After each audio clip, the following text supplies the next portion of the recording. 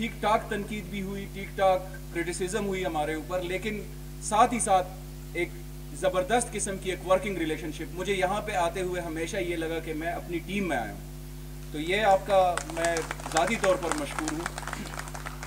میں زیادہ مختصر رکھوں گا اپنی بات کو, لیکن اب آپ کو میرے خیال سے آپ کو اندازہ لگ چکا ہوگا.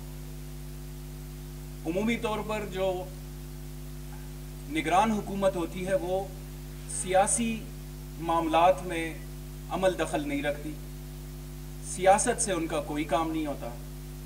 لیکن ہماری صوبے کی بدقسمتی سمجھ لیں آپ اس کو, کہ جو نگران حکومت آ چکی ہے, اور بدقسمتی کے ساتھ خوش قسمتی بھی ہے. میں ابھی ارشد صاحب سے یہی کہہ رہا ہوں. بدقسمتی یہ ہے کہ ان کا ایک کام ہے کہ الیکشنز کروانا ہے, باقی 99% کام ان کے نہیں ہے. وہ ایک کام کے لیے راضی نہیں ہے.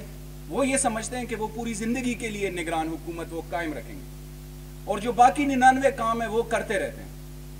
کبھی وہ چندوں اور نذرانوں کی باتیں ہمیں اب سننے میں آ رہی ہیں. پچھلے 10 سال میں ہم نے چندوں کی بات نہیں سنی, ایزی لوڈ کی بات نہیں سنی, نذرانوں کی بات ہم نے نہیں سنی. یہ جب نگران حکومت آئی ہے پچھلے 3-4 مہینے میں, آپ ہی کے سینئر صحافیوں نے یہ باتیں کرنا شروع کر دی. کسی جگہ پہ ہمیں یہ سننے میں آ رہا ہے کہ جی ابھی پٹواریوں اور تحصیلداروں کی پوسٹنگ ٹرانسفرز کے اوپر پیسے لینا شروع ہو گئے ہیں.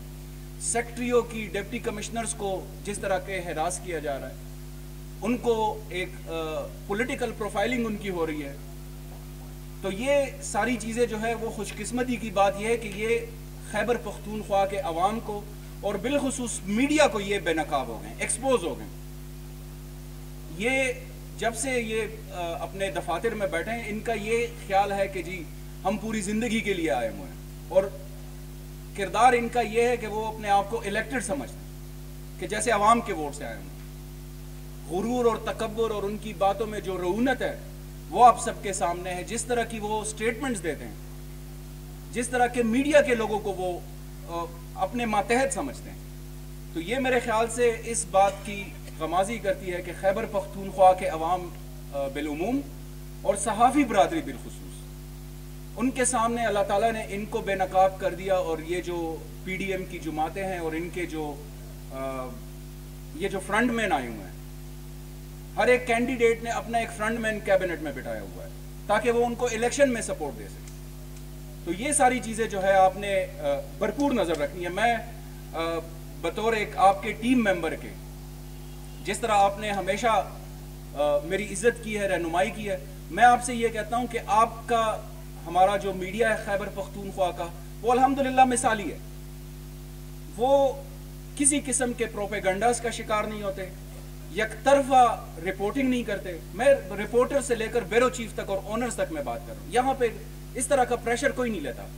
میرے اوپر بھی تنقید ہوتی ہے, ہماری حکومت کے اوپر بھی ہوتی تھی, اور ہماری ٹک ٹاک کلاس بھی لی جاتی تھی ہر ایک میٹنگ میں, لیکن ہم نے اس کو خندہ پیشانی سے دیکھا. ہم نے انکریج کیا کہ یہ ہمارا جو کلچر ہے, یہ ہماری جو ہم پشتو میں کہتے ہیں غم خادی اور مڑے جوندے والا جو کلچر ہے, جینا مرنا ہے ہمارا آپ کے ساتھ. تو وہ الحمدللہ آج جب میں ادھر آیا ہوں تو سر اونچا کر کے میں آیا کہ ہم نے اپنے دور میں جتنا کچھ ہو سکتا تھا, کسی قسم کے صحافیوں کو کسی بھی لیول پر, میں آپ کو خیبر پختونخوا کے حوالے سے یہ گارنٹی بات میں کرنا چاہتا ہوں کہ ہم نے نہ کسی اخبار کو, نہ ہم نے کسی چینل کو, نہ ہم نے کسی نیوز جو یوٹیوبرز ہیں ان کو ہم نے کسی قسم کا نہ پریشرائز کیا, نہ ہم نے ان کے اوپر کسی قسم کی وکٹمائزیشن ہونے دی, نہ کرنے دی.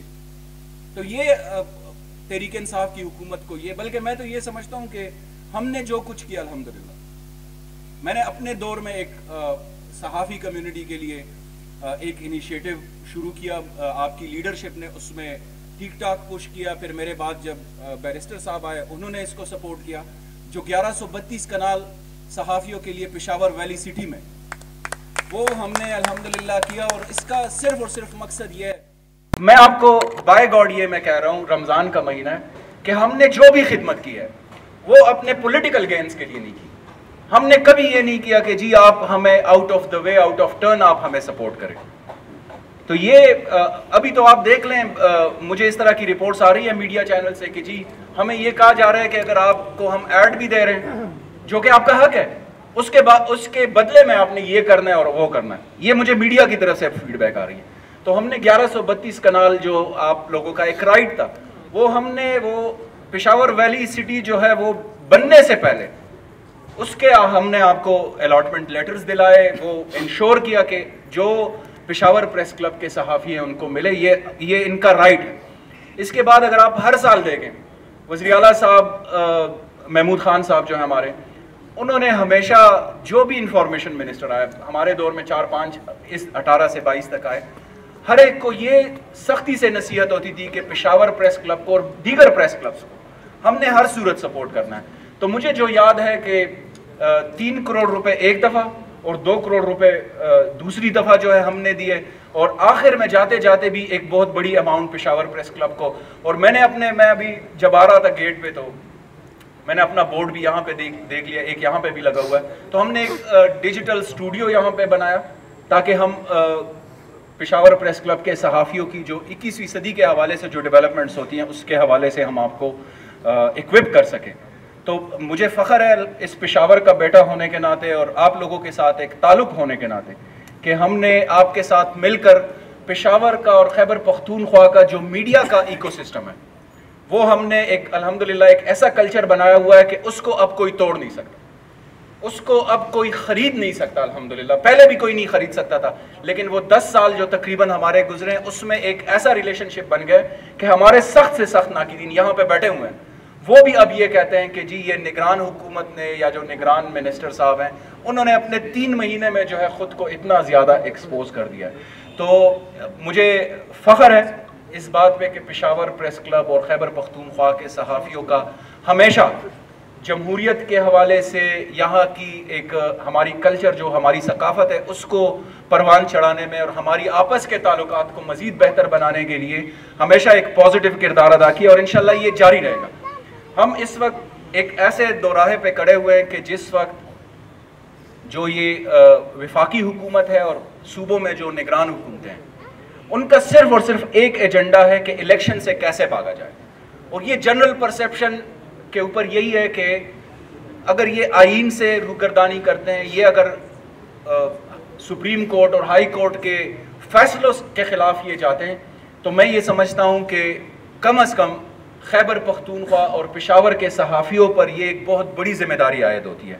ہم حکومت نہیں مانگ رہے, تحریک انصاف حکومت نہیں مانگ رہی, تحریک انصاف الیکشنز مانگ رہی ہے, صاف اور شفاف الیکشنز ہو جائیں.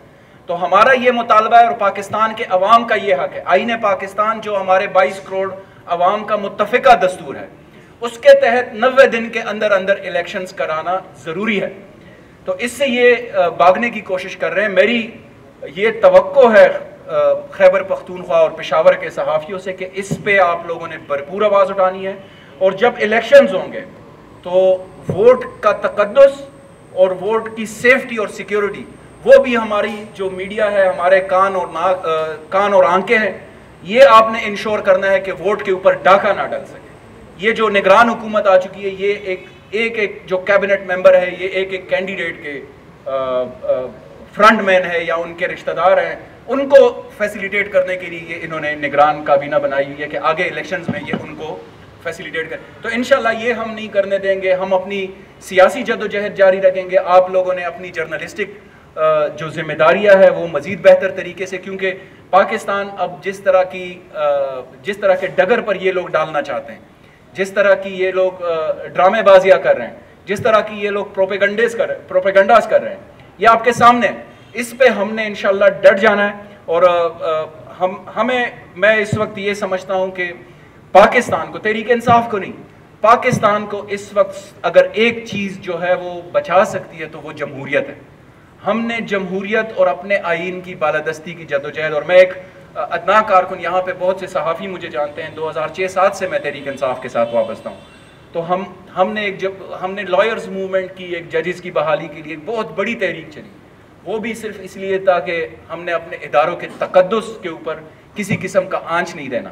اور اب بھی وہ تاریخ کے دوراہے پر ہم کھڑے ہیں کہ انشاءاللہ اس میں آپ لوگوں کا ساتھ، وکلا برادری کا، سول سوسائٹی کا، اور ہر تحریک انصاف کے علاوہ ہر ایک جماعت میں جو جمہوریت پسند قوت ہے، جو جمہوریت پسند کارکن ہیں، ان کے اوپر یہ ذمہ داری عائد ہوتی ہے کہ اس وقت ہمارے جدوجہد میں ہمارا ساتھ دیں۔ میں شکریہ ادا کرتا ہوں، اور آخر میں جب ادھر آ رہا تھا تو مجھے ارشد صاحب نے کہا کہ جی آپ نے اگر کوئی اعلان کرنا ہے، تو میں نے کہا اعلان تو میں آپ سب کے لیے دعاؤں کا اعلان کر سکتا ہوں، آپ لوگوں کے ساتھ میری دعائیں ہیں، نیک تمنائیں۔ تو پھر انہوں نے کہا کہ کامران آپ کے اوپر تو یہ پروپیگنڈا چل رہا ہے کہ اس نے یہ سیرینا ہوٹل خریدا ہوا ہے۔ تو وہ سیرینا ہوٹل کا وہ ایک بڑا دلچسپ واقعہ ہے کہ میں اس وقت منسٹر تھا، تو یہ پروپیگنڈا شروع ہوا کہ جی کامران نے اور تیمور نے سیرینا ہوٹل خریدا ہوا ہے۔ تو وہ قیمت بھی لکھی ہوئی تھی کہ کوئی پتہ نہیں 60 ارب روپے کے اوپر خریدا ہے، پتہ نہیں کتنے کا، تو 6 ارب روپے کا 6 ارب روپے کا خریدا ہے۔ تو اس وقت تیمور جو ہے ادھر جاتا تھا سوئمنگ پول کے لیے، تو میں بھی ایک دفعہ ساتھ اس کے گیا، تو میں نے ان کو کہا کہ یار یہ اب چونکہ میری ملکیت ہے تو آپ مہربانی کریں کہ اس میں یہ سوئمنگ پول تو میرے لیے فری کر لیں۔ انہوں نے کہا کہ سر آپ نے 25,000 روپے ضرور دینا ہے۔ میں نے کہا پھر نہیں ہو سکتا، اتنا بڑا پروپیگنڈا بھی میرے پیچھے ہوا اور آپ لوگ مجھے فری سوئمنگ پول بھی نہیں دے رہے۔ تو ان باتوں کے ساتھ انشاءاللہ زندگی رہی تو اگلی دفعہ جب آپ کا اعلان تو میں نے اگلے سال کے رمضان تک دعاؤں کا کر لیا آپ کو، اگلے سال انشاءاللہ جب آپ کا سپورٹس گالا ہوگا رمضان کا، تو ایک دفعہ پھر سے یہاں پہ جمہوریت کی بحالی ہو چکی ہوگی، یہاں پہ آئین کی بحالی ہو چکی ہوگی، اور تحریک انصاف کی حکومت آ چکی ہوگی انشاءاللہ، اور آپ کو ہم انشاءاللہ اس سال کا بھی کمپنسیٹ کر کے دیں گے۔ بہت شکریہ آپ کا۔ پاکستان زندہ باد۔